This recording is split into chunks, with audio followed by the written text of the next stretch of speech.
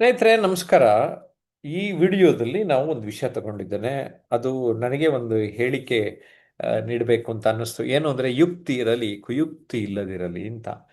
ಯುಕ್ತಿ ಅಂದರೆ ಮೈಂಡನ್ನ ಚೆನ್ನಾಗಿ ಯೂಸ್ ಮಾಡೋದು, ಬುದ್ಧಿವಂತಿಕೆಯನ್ನು ಬಳಸೋದು ಅಂತ.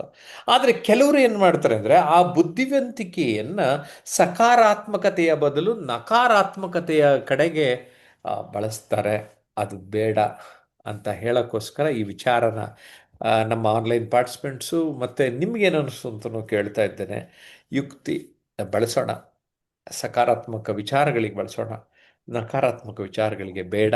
ಯುಕ್ತಿ ಇರಲಿ ಕುಯುಕ್ತಿ ಇಲ್ಲದಿರಲಿ. ನಮ್ಮ ಕನ್ನಡತಿ ಗೀತಾ ಏನು ಹೇಳ್ತಾರೆ ಕೇಳೋಣ. ಎಸ್ ಗೀತಾ. ಸರ್, ಯುಕ್ತಿ ಇರಲಿ ಕುಯುಕ್ತಿ ಇಲ್ಲದಿರಲಿ. ಯಾಕಂದ್ರೆ ಯುಕ್ತಿ ಅಂತ ಅಂದ್ರೆ ಒಂದು ನ್ಯಾಯಯುತವಾಗಿ, ಒಂದು ಬುದ್ಧಿವಂತಿಕೆಯಿಂದ, ಒಂದು ಚಾಣಾಕ್ಯತನದಿಂದ ಮಾಡೋದು ಕೆಲ್ಸ, ಅದು ಯುಕ್ತಿ ಸರ್. ಕುಯುಕ್ತಿ ಅಂತ ಅಂದ್ರೆ ಮೋಸ, ಸ್ವಾರ್ಥ, ವಂಚನೆ, ದ್ರೋಹ ಅಂತ ಅದು ಕುಯುಕ್ತಿ. ಅಂದ್ರೆ ಅದ್ ಯಾವ್ದು ಬೇಡ, ಒಂದು ಯುಕ್ತಿಯಿಂದ ನೀವು ಕೆಲಸ ಮಾಡಿ. ಯುಕ್ತಿ ಇರಲಿ ಅನ್ನೋ ಉದ್ದೇಶಕ್ಕೋಸ್ಕರ ತಾವು ಕೊಟ್ಟಿದ್ದೀರಾ. ತುಂಬಾ ಚೆನ್ನಾಗಿದೆ ಇವತ್ತು ಟಾಪಿಕ್. ಹಾಗೆ ಆ ಯುಕ್ತಿಗೆ ಉದಾಹರಣೆ ಅಂತಂದ್ರೆ, ಅಂದ್ರೆ ಯಾವ್ದಾದ್ರು ಒಂದು ಗುರಿ ತಲುಪಬೇಕು ಅಂತಂದ್ರೆ ಅದನ್ನ ಒಂದು ಸತ್ಯವಾಗಿ, ಒಂದು ನ್ಯಾಯಯುತವಾಗಿ, ಒಂದು ಒಳ್ಳೆ ಮಾರ್ಗನ ಬಳಸಿ ನಾವು ಮಾಡುವಂತದ್ದು ಯುಕ್ತಿ ಸರ್.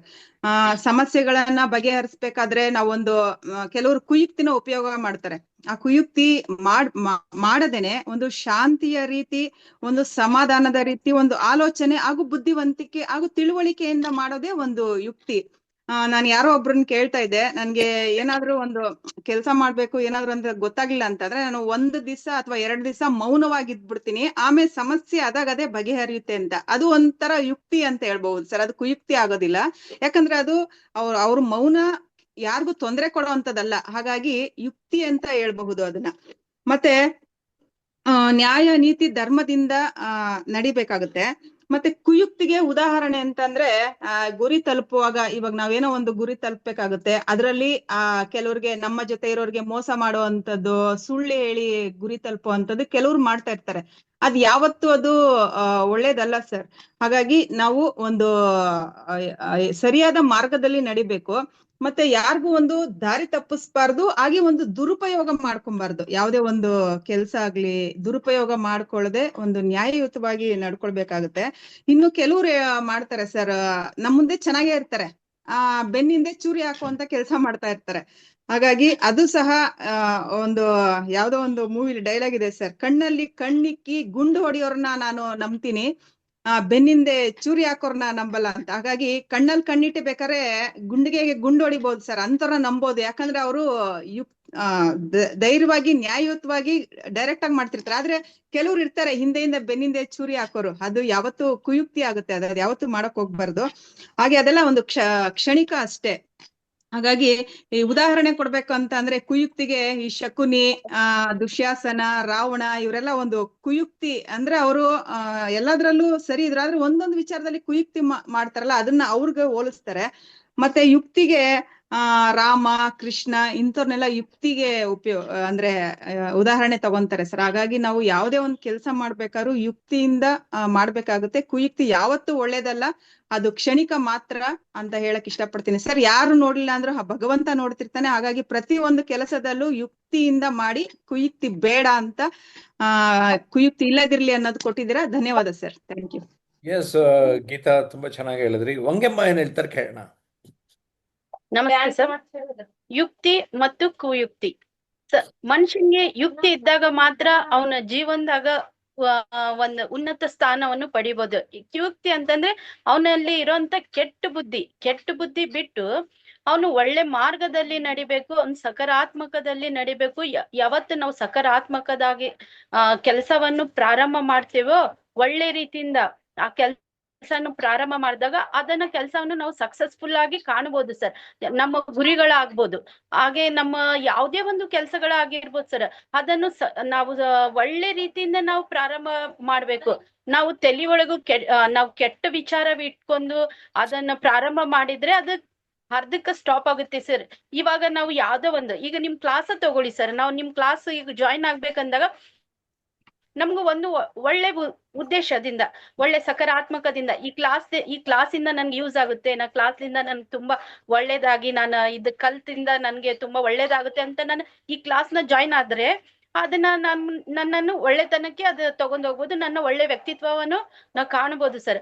ಈಗ ಕೆಲವೊಬ್ರು ಬೆನ್ನ ಇರ್ತಾರೆ, ಮುಂದ್ಗಡೆ ಹಾಕಂಗಿಲ್ಲ. ಒಬ್ರೊಬ್ರು ಈಗೋ ಮನುಷ್ಯರು ಇರ್ತಾರೆ, ಯಾಕಂತಂದ್ರೆ ನಾವ ಮುಂದ್ ಬರ್ಬೇಕು, ಯಾವತ್ತೂ ನಮ್ದ ನಡಿಬೇಕು ಅನ್ನೋರು ಇರ್ತಾರೆ ಸರ್. ಅವ್ರ ಡೈರೆಕ್ಷನ್ ನೋಡಿ ನಾವ್ನ ತಲೆಯೊಳಗ್ ತಗೋಬಾರ್ದು. ನಮ್ದು ಏನಿದೆ ಇಷ್ಟ ಅದನ್ನ ಮಾತ್ರ ನಾವು ಮಾಡ್ಬೇಕೆ ಹೊರ್ತು ಇನ್ನೊಬ್ರು ನೋಡಿ ನಾವು ಮಾಡ್ಬಾರ್ದು ಅಂತ ಹೇಳಕ್ ಇಷ್ಟಪಡ್ತೀನಿ. ನಾವು ಯುಕ್ತಿಯಿಂದ, ಸಕಾರಾತ್ಮಕದಿಂದ, ಆತ್ಮವಿಶ್ವಾಸದಿಂದ, ನಮ್ಮ ಛಲದಿಂದ ನಾವು ಮುಂದೆ ಸಾಗಿದ್ರೆ ನಮ್ಮ ನಮ್ಮ ಗುರಿಗಳನ್ನು ಮುಟ್ಟಿ ನಾವು ಯಶಸ್ವಿಯನ್ನು ಕಾಣಬಹುದು ಅಂತ ಹೇಳಕ್ ಇಷ್ಟಪಡ್ತೀನಿ ಸರ್. ನಾವು ಯಾವಾಗೂ ತಿಪ್ಪೆ ಒಳಗ್ ಓಕೆ, ಎಸ್, ಧನ್ಯವಾದ ವಂಗ್ಯಮ್ಮ. ಶೈಲಜಾ ಅವ್ರು ಏನ್ ಹೇಳ್ತಾರೆ ಕೇಳೋಣ ಈ ವಿಚಾರದ ಬಗ್ಗೆ. ನಮಸ್ಕಾರ ಸರ್. ಹಾ. ಯುಕ್ತಿ ಇರಲಿ ಕುಯುಕ್ತಿ ಇಲ್ಲದಿರಲಿ, ಇದು ಬದುಕಿನ ಒಂದು ಮಾರ್ಗವನ್ನ ತೋರಿಸ್ತಕ್ಕಂಥದ್ದು. ಬದುಕಿನಲ್ಲಿ ನಾವು ಹೇಗ್ ಬದುಕಬೇಕು ಅನ್ನೋದನ್ನ ತೋರಿಸುವಂತಹ ಅತ್ಯುತ್ತಮ ಹೇಳಿಕೆಯಾಗಿದೆ ಸರ್. ಅಂದ್ರೆ ಬದುಕಿನಲ್ಲಿ ನಮ್ಗೆ ಸಮಸ್ಯೆಗಳಿರ್ತಾವ, ಅವುಗಳನ್ನ ಪರಿಹರಿಸಲು ಎರಡು ಮಾರ್ಗಗಳಿರ್ತಾವ. ಒಂದು ಯುಕ್ತಿಯಿಂದ ಬಗೆಹರಿಸಬಹುದು, ಬುದ್ಧಿವಂತಿಕೆಯಿಂದ, ನ್ಯಾಯಪರತೆಯಿಂದ, ಪ್ರಾಮಾಣಿಕತೆಯಿಂದ. ಇನ್ನೊಂದು ಅದಕ್ಕೆ ವಿರುದ್ಧವಾಗಿರ್ತಕ್ಕಂಥದ್ದು ದ್ವೇಷ, ಅಸೂಯೆ, ಇಂಥ ಒಂದು ಭಾವನೆಗಳನ್ನ ಇಟ್ಟುಕೊಂಡು ಅಡ್ಡದಾರಿಯಿಂದ ನಾವು ಪಡೆಯುವಂತ ಯಶಸ್ಸಿಗೆ ನಾವೇನಂತೀವಿ ಕುಯುಕ್ತಿ ಅಂತ ಕರಿಬಹುದು. ಯುಕ್ತಿಯಿಂದ ನಾವು ಯಶಸ್ಸನ್ನ ಪಡೆಯೋದಕ್ಕೆ ಸ್ವಲ್ಪ ಸಮಯ ಆಗ್ಬೋದು, ಆದ್ರೆ ಅದರಿಂದ ದೊರೆತಂತ ಯಶಸ್ಸು ಶಾಶ್ವತವಾಗಿರುತ್ತೆ. ನಮ್ಗೆ ಒಂದು ಒಳ್ಳೆ ಹೆಸರನ್ನ ತಂದ್ಕೊಡುತ್ತೆ, ನಮ್ಮ ವ್ಯಕ್ತಿತ್ವಕ್ಕೆ ಘನತೆಯನ್ನ ತಂದ್ಕೊಡುತ್ತೆ. ಇದರಲ್ಲಿ ನಮ್ಗೆ ಮಹಾಭಾರತದ ಒಂದು ಶ್ರೀಕೃಷ್ಣ ಪರಮಾತ್ಮ ಅವರು ಆ ಮಹಾಭಾರತದಲ್ಲಿ ಒಂದು ನ್ಯಾಯವನ್ನ, ಧರ್ಮವನ್ನ ಗೆಲ್ಲಿಸೋದಕ್ಕಾಗಿ ಅವರು ಹಲವಾರು ಬುದ್ಧಿವಂತಿಕೆಯಿಂದ ಕೆಲವು ನಡೆಗಳನ್ನ ನಡೆದು ತೋರಿಸಿದ್ರು. ಅಂದ್ರೆ ಅಂತಲ್ಲಿ ನಮ್ಗೆ ಏನಾಗುತ್ತೆ, ಅವ್ರ ಈಗ ಒಂದು ಧರ್ಮ, ನ್ಯಾಯ, ಸತ್ಯ ಇದಕ್ಕ ಒಂದು ಪ್ರತಿನಿಧಿಯಾಗಿ ನಿಂತಿದ್ದಾರೆ. ಅದೇ ಕುಯುಕ್ತಿಯಿಂದ ಜಯವನ್ನ ಪಡಿಬೇಕು ಅಂತಕ್ಕಂತ ಶಕುನಿ ಆಗಿರ್ಬೋದು, ದುರ್ಯೋಧನ ಆಗಿರ್ಬೋದು, ದುಶ್ಯಾಸನ ಆಗಿರ್ಬೋದು, ಇವರು ಒಂದು ಜನಮಾನಸದಲ್ಲಿ ಅಷ್ಟು ಗೌರವದ ಸ್ಥಾನವನ್ನ ಪಡೆದುಕೊಳ್ಳಲ್ಲ. ಹಾಗಾಗಿ ನಮ್ಮ ಬದುಕಿನಲ್ಲಿ ಯಶಸ್ಸು ಅನ್ನೋದನ್ನ ನಾವು ಪಡಿಬೇಕು ನಿಜ, ಆದ್ರೆ ಅದಕ್ಕೆ ನಾವು ನ್ಯಾಯ ಹಾದಿಯಲ್ಲಿ ಬುದ್ಧಿವಂತಿಕೆಯಿಂದ, ಸತತ ಪರಿಶ್ರಮದಿಂದ, ಪ್ರಾಮಾಣಿಕತೆಯಿಂದ ಮಾಡಿದಾಗ ಮಾತ್ರ ಅಂತ ಒಂದು ಜಯ ಶಾಶ್ವತ. ಅಂಥದನ್ನ ನಾವು ಬದುಕಿನಲ್ಲಿ ಎರಡು ಮಾರ್ಗಗಳಿವೆ, ನಾವು ಯಾವುದನ್ನ ಆಯ್ಕೆ ಮಾಡ್ಕೊಳ್ತೀವಿ ಅದ್ರ ತರ ನಮ್ಮ ವ್ಯಕ್ತಿತ್ವ ಆಗುತ್ತೆ. ಹಾಗಾಗಿ ನಾವು ಒಳ್ಳೆಯದರ ಪ್ರತಿನಿಧಿಗಳಾಗಿರಕ್ ಪ್ರಯತ್ನ ಮಾಡೋಣ ಅಂತ ಹೇಳ್ತಾ ಧನ್ಯವಾದಗಳು ಸರ್. ಎಸ್ ಶೈಲಜಾ, ನವೀನ್ ಏನ್ ಹೇಳ್ತಾರೆ? ಸರ್, ಯುಕ್ತಿ ಇದ್ರೆ ಕೊನೆಯವರೆಗೂ ಒಳ್ಳೇದಾಗೆ ಉಳ್ಕೋಬಹುದು ಸರ್. ಕುಯುಕ್ತಿ ಇತ್ತು ಅಂತಂದ್ರೆ ಎಷ್ಟೇ ಒಳ್ಳೆಯವರಾಗಿ ಆಕ್ಟ್ ಮಾಡಿದ್ರು ಕೂಡ ಅದು ಆದಷ್ಟು ಬೇಗ ಅದು ಮುಖವಾಡ ಬಯಲಾಗಿ ಅವ್ರೆಲ್ಲ ಒಂದ್ ಕಡೆ ಒಳ್ಳೆ ವಿಷಯದಲ್ಲಿ ಅಥವಾ ಜೀವನದಲ್ಲಿ ಅದು ಅಂತ್ಯ ತುಂಬಾ ಕೆಟ್ಟದಾಗಿರುತ್ತೆ ಸರ್. ಅಷ್ಟೇ. ಓಕೆ ಸ್ನೇಹಿತರೆ, ಗಮನಿಸಿದ್ರಲ್ಲ ನಮ್ಮೆಲ್ಲ ಸ್ನೇಹಿತರು ಹೇಗೆ ಅವರವರ ಅನಿಸಿಕೆಯನ್ನು ನಮ್ಮ ಜೊತೆ ಹಂಚ್ಕೊಂಡ್ರು ಅಂತ ತಾವೆಲ್ಲ ಗಮನಿಸಿದ್ರಿ. ನಿಮ್ಗೆ ಈ ವಿಚಾರದ ಬಗ್ಗೆ ಏನು ಅನ್ನಿಸ್ತು? ಇದು ನನಗೆ ಒಂದಿನ ಜಸ್ಟ್ ಆಲೋಚನೆ ಬಂತು. ಫಸ್ಟು ಯುಕ್ತಿ ಮತ್ತು ಕುಯುಕ್ತಿ ಅನ್ನೋ ಪದ ಬಂತು, ಆಮೇಲೆ ಯುಕ್ತಿ ಇರಲಿ ಕುಯುಕ್ತಿ ಇಲ್ಲದಿರಲಿ ಅಂತ ಇದನ್ನು ಪದವನ್ನು ಬಳಕೆ ಮಾಡಿದೆ. ನನಗಂತೂ ಇದು ಏನೋ ಒಂದು ಸ್ಟ್ರಾಂಗ್ ಮೆಸೇಜ್ ಕೊಡ್ತಾ ಇದೆ ಅಂತ ಅನಿಸಿದೆ. ನಿಮ್ಗೇನು ಅನ್ನಿಸ್ತು? ಕಾಮೆಂಟ್ ಮಾಡಿ. ಜಯಪ್ರಕಾಶ್ ನಾಗ್ತಿಹಳ್ಳಿ ಮತ್ತು ಟ್ರಾನ್ಸ್ಫಾರ್ಮೇಷನ್ ಅನ್ಲಿಮಿಟೆಡ್ ಯೂಟ್ಯೂಬ್ ಚಾನಲ್ ಇನ್ನೂ ಸಬ್ಸ್ಕ್ರೈಬ್ ಮಾಡಲಿಲ್ಲ ಅಂದರೆ ಈಗಲೇ ಸಬ್ಸ್ಕ್ರೈಬ್ ಮಾಡಿ. ಮತ್ತೊಂದು ವಿಡಿಯೋನಲ್ಲಿ ನಿಮ್ಮನ್ನೆಲ್ಲರನ್ನೂ ಭೇಟಿ ಆಗ್ತೇನೆ. ಬಾಯ್ ಬಾಯ್.